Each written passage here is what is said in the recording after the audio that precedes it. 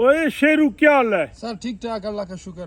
कैसे गुजर रही है? सर अच्छी गुजर रही है सर। ईद मिलादुन नबी मुबारक। आपको मुबारक। खैर मुबारक। बहुत बख्तावर दिन है और इस दिन रसूल पाक सल्लल्लाहु अलैहि वसल्लम दुनिया में तशरीफ़ लाए, वलायत का दिन है उनका, तो मुसलमानों को हमें मनाना चाहिए। और उसके मनाने के कई तरीके हैं। एक ये है कि आप चैरिटी दें, एक ये है कि ज़रूरतमंदों की कई जो हदीसें हैं उन पे अमल करना चाहिए। अब रसूल पाक सल्लल्लाहु अलैहि वसल्लम से जो हमारी अकीदत है तो उसका इजहार तो हम ऐसे कर सकते हैं ना कि रसूल पाक सल्लल्लाहु अलैहि वसल्लम की जो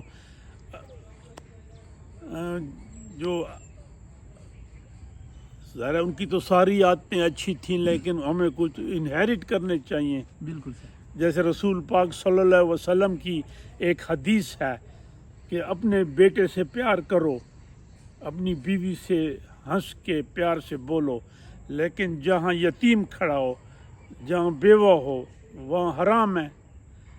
तो इसका मतलब है कि रसूल पाक सल्लल्लाहु अलैहि वसल्लम वैनिटी फेयर के अगेंस्ट थे जो हम शो करते हैं। ऐसे फिर और कई चीज़ें हैं उनकी जो शफ़क़ती दरगुजरी करना था, माफ़ करना था।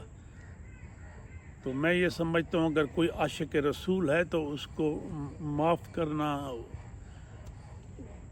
इन ज़रूरतमंदों की मदद करना, ये तो प्रायोरिटीज़ है।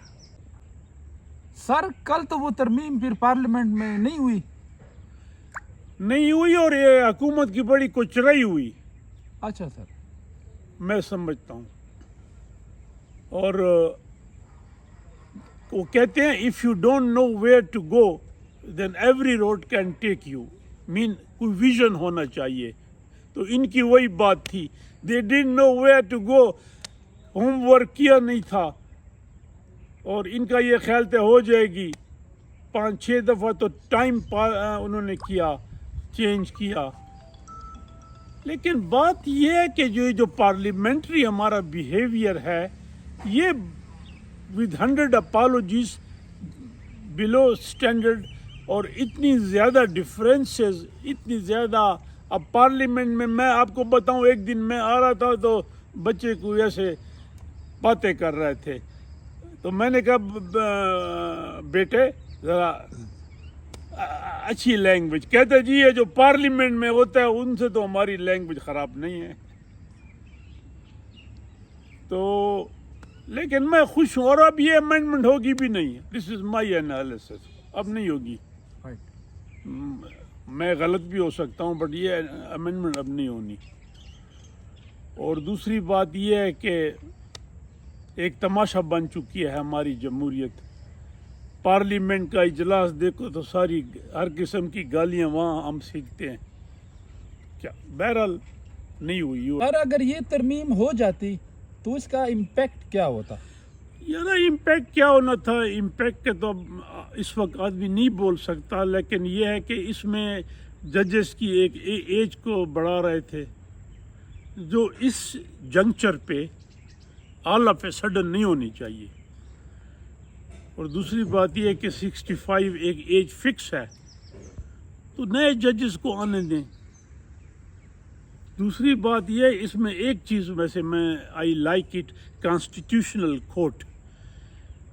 ये टर्की में भी है कि कॉन्स्टिट्यूशनल कोर्ट हो जिसमें केसेस रिलेटिंग टू कॉन्स्टिट्यूशनल जो कॉन्स्टिट्यूशन है वो उस कोर्ट में जाने चाहिए, क्योंकि सुप्रीम कोर्ट का अच्छा खासा वक्त लगता है और हज़ारों की तादाद में जो है ना क्रिमिनल केसेस या और लिटिगेशन पेंडिंग है, तो वो अच्छा है। लेकिन जिस तरीके से ला रहे थे, जिस ड्रामाई अंदाज से, वो नहीं होना चाहिए। और मौलाना फजल रहमान ने अच्छा किया उन्होंने, बल्कि एक रिमार्क्स टीवी पे चल रहा था कि डूबती हुई किश्ती पे वो नहीं सवार होना चाहते, क्योंकि मौलाना की जो फ्यूचर पॉलिटिक्स है वो भी جو مولانا صاحب اس وقت کر رہا ہے اس کی فیوچر پالیٹکس پہ بڑا اثر ہے اس کا، کیونکہ پختونخوا میں یہ جو چینجز آ رہی ہیں تو مولانا نے اپنے لیے فیوچر کی اپنی ایک سیاسی سٹرینتھ تو بڑھانی ہے. دیکھیں مولانا صاحب کی اسٹریٹ پاور سٹرینتھ ہے، سارے مدرسے دس دیٹ، جیسے جماعت اسلامی کی ہے، وہ کتنا بڑا پروسیشن ود نو ٹائم، لیکن جو ووٹس ہیں صوبائی اسمبلی میں اور وہاں سے جو نیشنل اسمبلی کی سیٹس ہیں وہ تو کم ہوئی ہیں، اور وہ ضروری ہے کہ یہ تو وہ تو نیکسٹ الیکشن میں جب یہ جائیں گے تو میں اچھا ہے، یہ مولانا کی سیاست اچھی ہے، آئی لائک اٹ.